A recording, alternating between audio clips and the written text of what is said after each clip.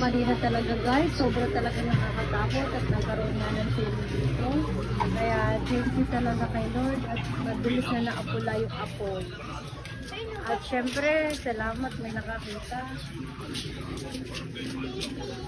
Dahil kung hindi, naku po, yung mga bahay na dikit-dikit na yan, yung dikit-dikit na bahay na yan, ay naku po, namas po lahat yung bahay po namin, hindi namin alam kung saan kami pupulutin. Lahat. Sobra po. Nakita po yung sunog. Sunog na po yung mga kalahati ng gamit. Thank you talaga kay Lord. Thank you talaga kay Lord.